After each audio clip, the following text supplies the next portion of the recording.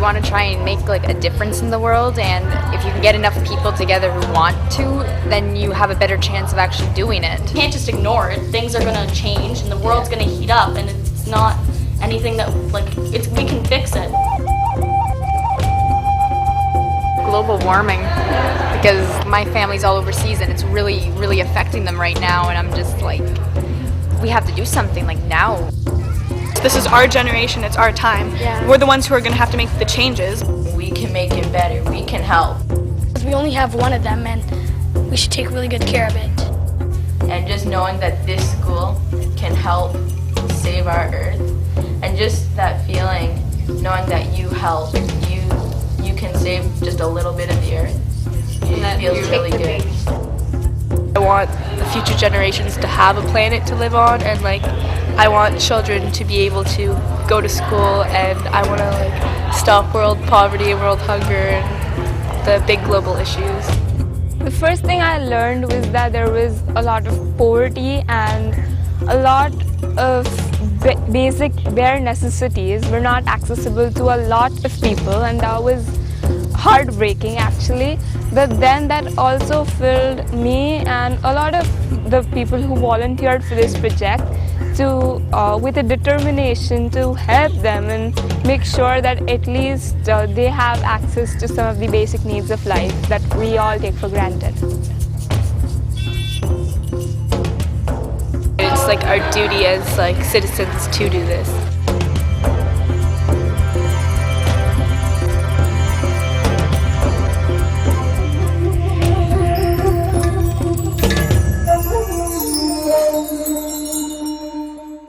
What should I know to be prepared for my future? How will you prepare me for my future? How will you prepare me for my future? How are you preparing me for my future? For my future. How are you preparing me for my future?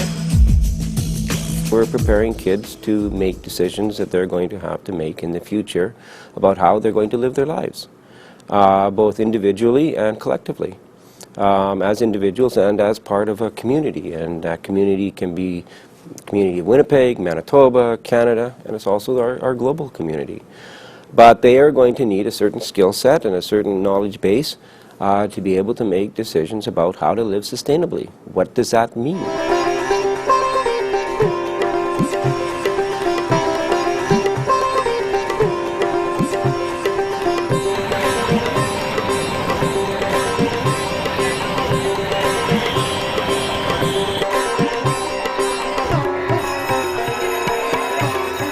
According to me, school in general should try and develop an individual in a holistic manner, not just impart education like a lot of schools all around the world do, but focus on their holistic growth as a human being and individual, and of course the development of their education.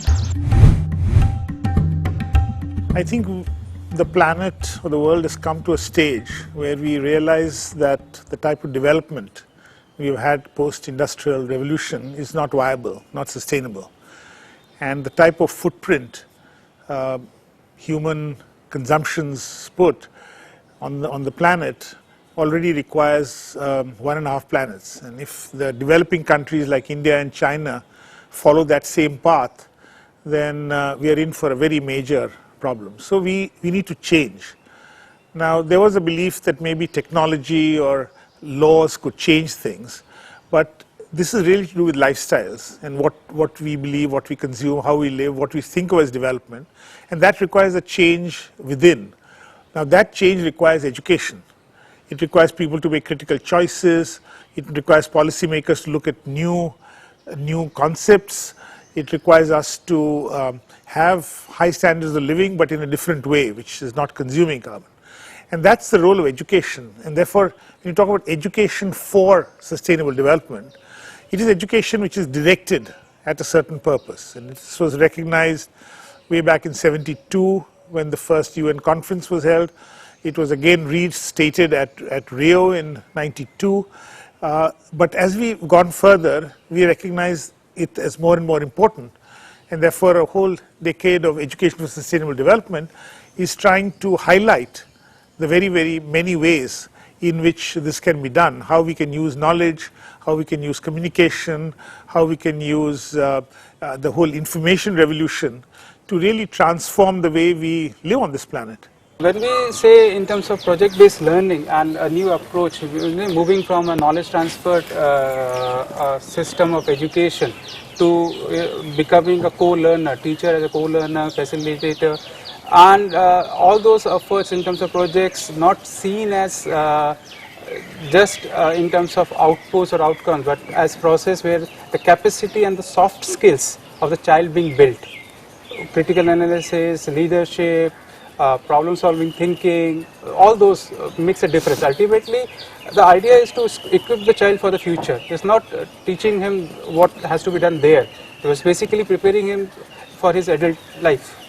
Why I choose to get involved is because I feel that since I myself have been blessed with a lot of resources and I have never had to want for anything, mostly, then why should there be other people who are striving to have a meal a day?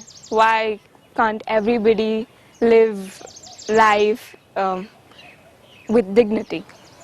So that is what drives me, and that is what I feel, that everybody should have a chance at life the way they want to live it.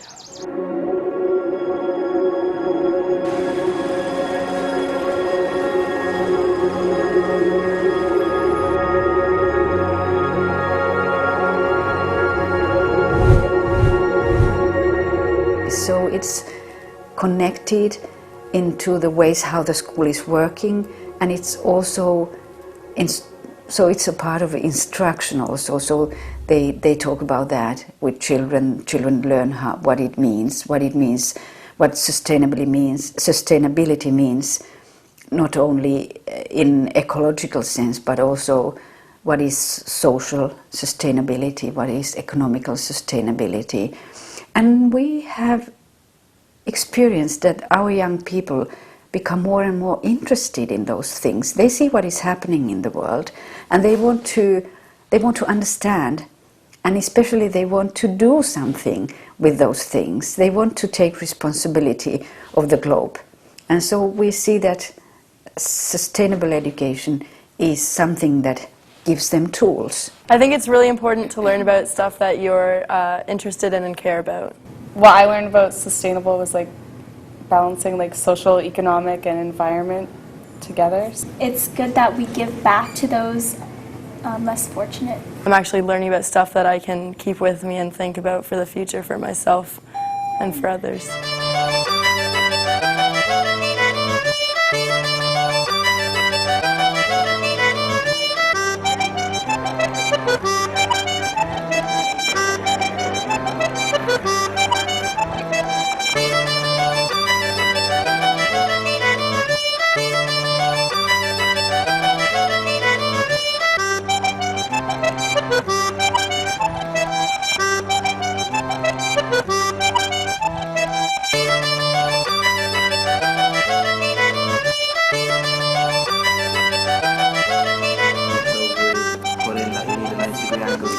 Yeah, you need that as a reminder, definitely, yeah.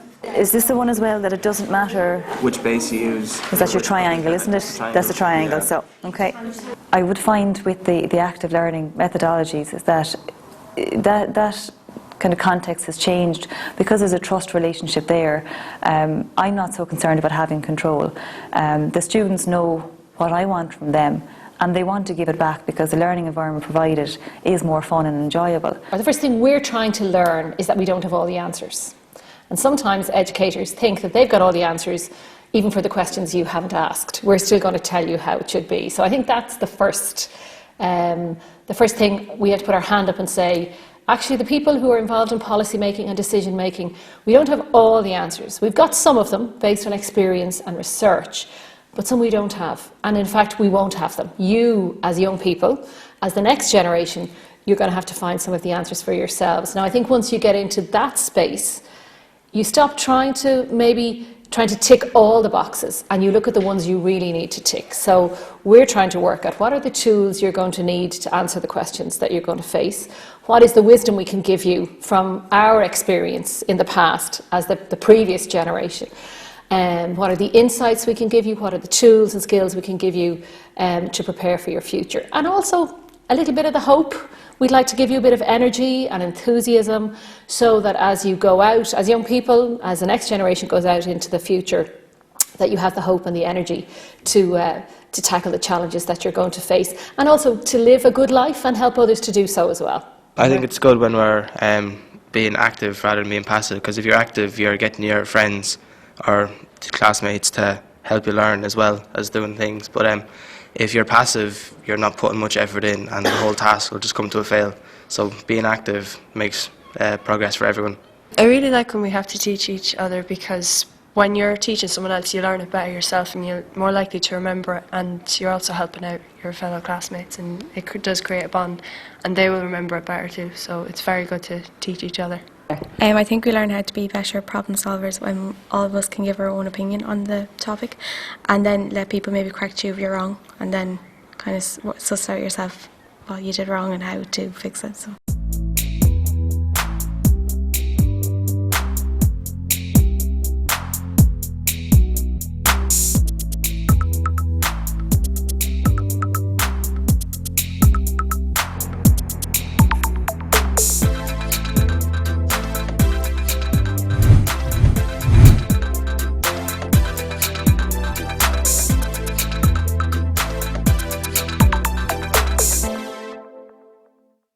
The enthusiasm you bring to the course or to the topic of ESD comes back at you through your students.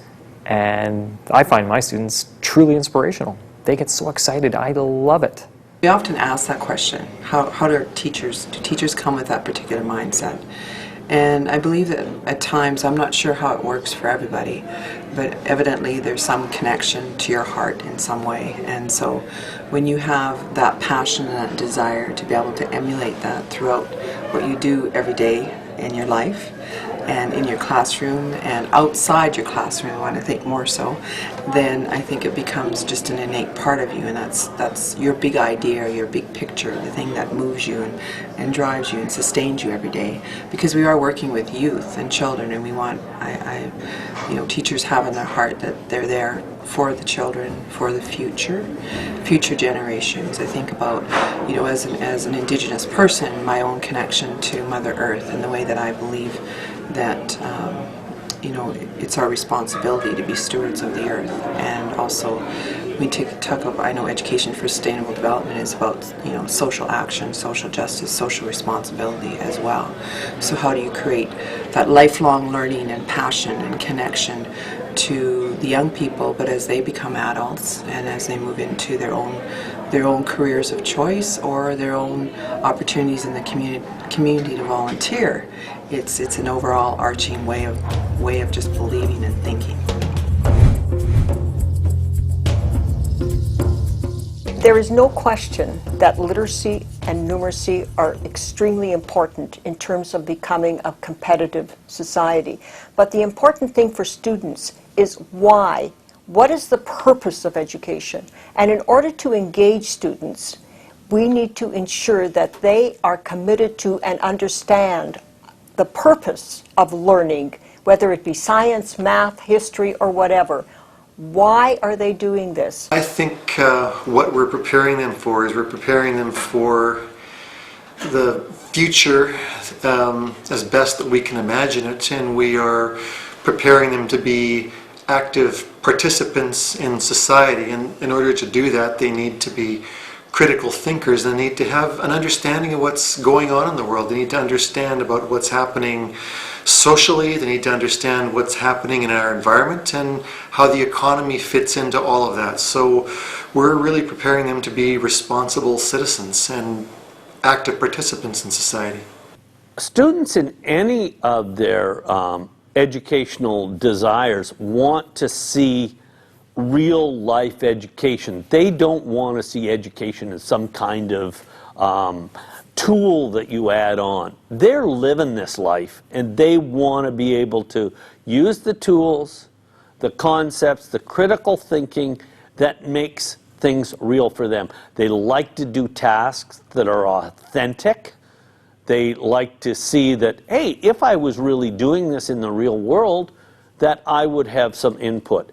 And this is so significant around the concept of sustainability.